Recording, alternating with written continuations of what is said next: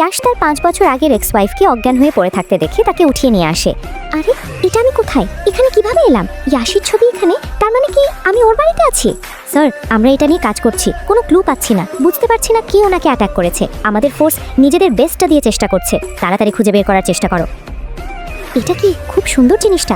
ও কেউ মনে হয় আসছে, এক্ষুনি ঘুমের ভান ধরে থাকি। ইয়াশ রুমে এসে জেনির পাশে বসে। এটা এলোমেলো কিভাবে হলো? কে ওকে শেষ করতে চায়, তাও এত টাকার বিনিময়ে? ও সব শুনতে পাচ্ছে, তাহলে ঘুমের ভান ধরে আছে কেন? আমিও তো ভুলে যাই, ওর থেকে বেটার ড্রামা আর কেই বা করতে পারে। আগেই বলছি, এখনো বলছি, নিজের লিমিটের মধ্যে থাকবেন, কখনোই লিমিট ক্রস করবেন না। রেস্ট নাও, ডাক্তার 1 সপ্তাহ পর্যন্ত বেড রেস্ট নিতে বলেছে।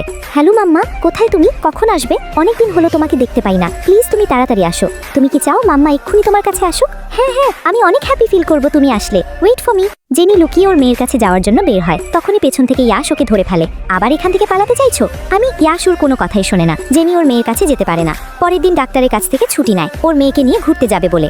মা, তোমাকে নখে কি ইঁদুর কামড় দিয়েছে? ওইটা কিছু না, চলো আমরা শপিং করতে যাই। ওকে আম্মু, আমি ওই আইসক্রিমটা খাবো, কিনে দাও প্লিজ। ঠিক আছে, এখানে বসো, আমি তোমার জন্য আইসক্রিম নিয়ে আসছি।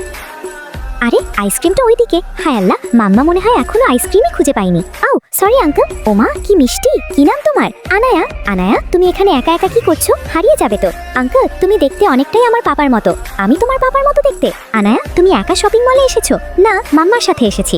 মাম্মা চায় না আমি কখনোই পাপার সাথে দেখা করি। কি, ঠিক আছে চলো আমরা শপিং করে আসি। ধন্যবাদ আমাকে ঘোরানোর জন্য। এটা স্ক্যান করো, তাহলে মাম্মার আজ থেকে লুকিয়ে যে কোনো সময় আমরা কথা বলতে পারবো। ঠিক আছে, এখন আসি, আবার দেখা হবে।